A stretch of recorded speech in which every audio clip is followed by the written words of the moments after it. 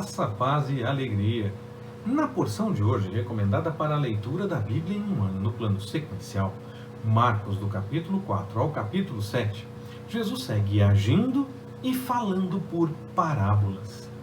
Cada milagre que Jesus fez, além de ajudar pessoas específicas em situações determinadas, cada um desses milagres nos mostra um ensinamento a respeito da vontade do Senhor. Ele nos acolhe, nos muda, nos molda, nos revela mais a sua vontade, quando, por exemplo, diz: ouvistes o que foi dito aos antigos, eu, porém, vos digo. Está revelando algo a mais da vontade do Senhor. E também nos chama a entender a profundidade da vida cristã, que sim, espera pela eternidade com o Senhor, mas a vida cristã, ela se revela na forma como nós agimos nas coisas do dia a dia. Se nós acabamos achando explicações para fazer algumas coisas diferentes do que nos ensina a palavra, ainda carecemos da direção do Espírito Santo. Como é que nós podemos dizer que acreditamos no Deus do impossível se nós caímos na tentação de fazer alguma coisa, porque se não fizer desse jeito, não terá resultado diante da sociedade? Eu creio no impossível, eu creio que o Senhor tem o melhor para mim e que Ele pode realmente realizar coisas que pareçam completamente impossíveis aos olhos humanos. Como é que eu posso me render a uma explicação dessas, de que se não fizer assim não tem jeito? Não faz sentido. Se eu não acredito, eu me rendo a essa explicação. Mas se eu creio no Deus do impossível e creio que o Senhor vai fazer o melhor e que mesmo que aquilo não aconteça, Ele tem algo melhor para mim, eu continuo confiando no Senhor e sigo realizando a vontade dEle, independente do que a sociedade apresente como faz desse jeito que dá certo. Se for algo que contraria a palavra, eu não vou fazer, vou lutar contra. Vou realmente fazer tudo o que eu puder para não ir por esse caminho. Eu não vou ir pelo caminho do erro de forma pensada, premeditada. Eu sou humano e posso errar até mesmo em coisas que eu não paro para avaliar antes. O mal que eu quero está sempre diante de mim. O bem que eu quero, esse acaba fugindo muitas vezes. Como é que eu posso então me render a alguma coisa de forma já premeditada, porque, se não fizer assim, não tem jeito. As coisas mudaram, tem que ser desse jeito. O Deus do impossível não mudou. Ele tem o melhor para a minha vida. E mesmo que aquilo não aconteça, Ele pode fazer acontecer. Se for a vontade dEle, Ele pode fazer acontecer exatamente aquilo, ainda que eu faça de forma diferente do jeito que a sociedade entende que deva ser feito para alcançar aquele resultado. Mas se o Senhor não permitir que aquilo aconteça, eu sei que Ele tem o melhor para mim. Não interessa como vai ser. Eu creio no melhor do Senhor, qualquer que seja o desenvolvimento da situação. Então eu tenho que praticar isso. Senão eu só estou dizendo que acredito. Eu confirmo que acredito quando eu pratico. Se no primeiro problema eu já me rendo ao não tem jeito, é assim mesmo, se não fizer assim não vai ter resultado, eu não acredito no Deus do impossível. Eu acredito que eu tenho que fazer daquele jeito, senão eu não vou ter resultado. O Senhor tem o melhor para a sua vida, qualquer que seja o desdobramento. Pode acontecer aquilo que as pessoas dizem, não tem jeito, se não fizer assim. Se o Senhor quiser, vai acontecer. Eu vou continuar buscando a vontade dEle. Não vou fazer do jeito que é errado, só porque se não fizer assim não acontece. Porque se o Senhor quiser, vai acontecer. E se Ele não quiser, Ele tem algo melhor para a minha vida. Eu creio no cuidado do Senhor, qualquer que seja o resultado. Jesus, ele continua agindo na direção da inclusão das pessoas. Sempre vemos isso no Evangelho, nos Evangelhos. Ele inclui as pessoas que tinham problemas na sociedade, resolvendo esses problemas e ajudando essas pessoas a notarem que o Senhor age e se preocupa com as coisas que acontecem na vida de cada um. Até quando a pessoa decide simplesmente tocar em Jesus sem nem mesmo chamar a atenção. Pela lei, aquela mulher seguia impura por todo o tempo da sua enfermidade. E ela não podia fazer o que ela fez. Ela não podia tocar na roupa de Jesus. Pela lei, aquilo implicaria em impureza, por impureza, já que aquela mulher estava impura e tocou algo, tocou alguém, tocou a roupa. Tudo estaria impuro naquele momento. Jesus torna claro o que ela fez, mostra que a atitude dela demonstrou fé confirmou a sua fé e a inclui novamente, deixando claro para todo mundo que ela realmente alcançou aquilo que buscava da parte do Senhor.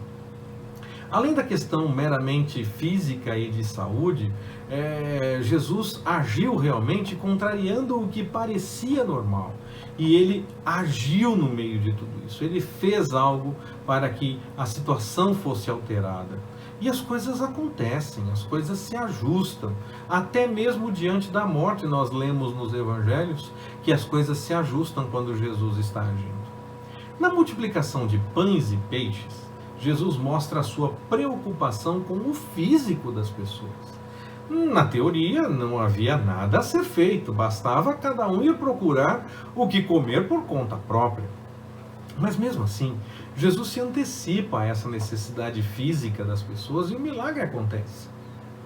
Eu fico lembrando do texto que fala sobre nem mesmo vir à boca a palavra em oração e o Senhor já saber o que nós precisamos.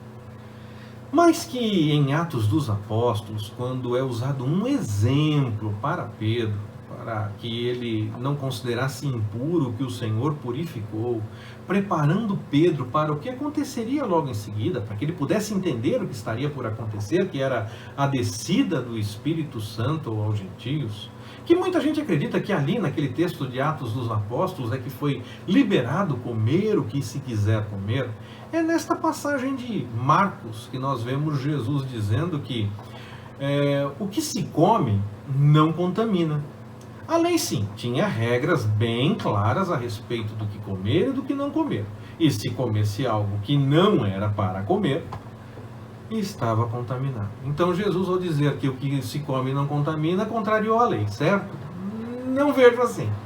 Eu vejo que Jesus amplia o entendimento da lei e não a contraria necessariamente. A lei definia as bases da obediência ao Senhor. O problema é que as pessoas passaram a se preocupar mais com a mera aparência da lei, com a ação em si. E não se preocupavam tanto com a mudança no coração, que tinha a possibilidade de confirmar o compromisso real com o Senhor de fato. Então, antes havia o que comer e o que não comer para evitar contaminação, mas muito mais para mostrar testemunho do compromisso com o Senhor e não apenas como um mero ato exterior, porque na verdade a contaminação não estava no que se comia de fato, antes estava em desobedecer ao Senhor.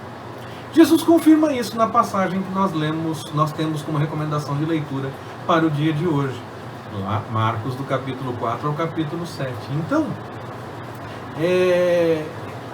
com essa fala de Jesus, se entende então que não havia mais o que seria puro ou impuro de fato na hora da alimentação. Pois o mais importante não era o que se comia, porque mesmo que causasse alguma contaminação, como a lei previa, havia formas de se resolver obedecendo a própria lei, havia ritos a serem observados para a purificação, ou o próprio corpo podia resolver também aquela questão e colocar para fora de forma natural, colocando todas as coisas em ordem no devido tempo. O problema então era mesmo o que povoava o coração das pessoas.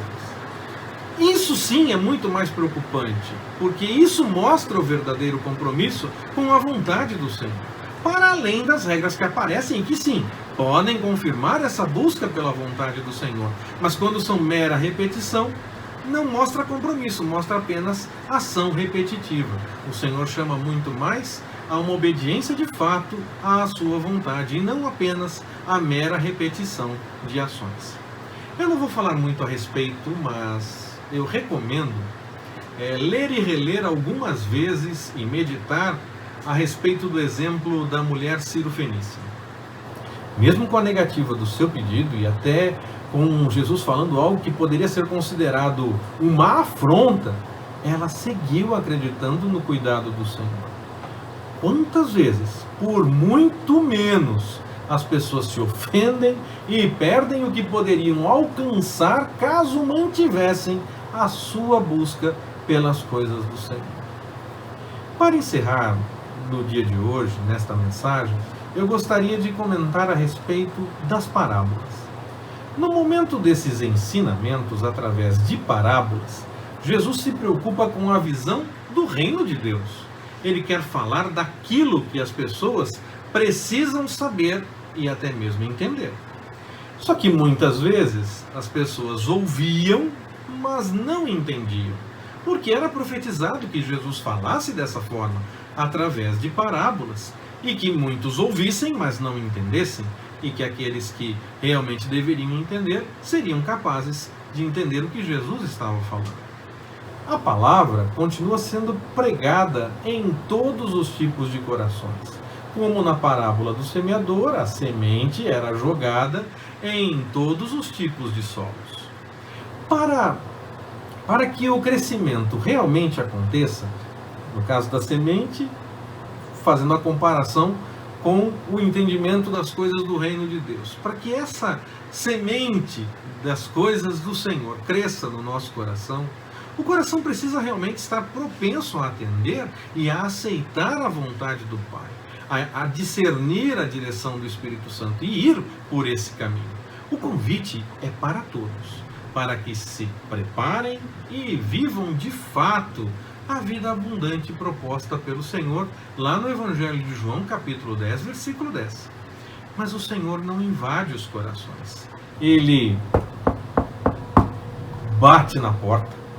O Espírito Santo está pronto para ensinar o que é necessário e ajudar a acertar as atitudes no dia a dia do que temos na nossa vida, do que vivemos de fato. Ou, como naqueles dias, ouvimos sem ouvir de fato, ou devemos ouvir o chamado do Senhor.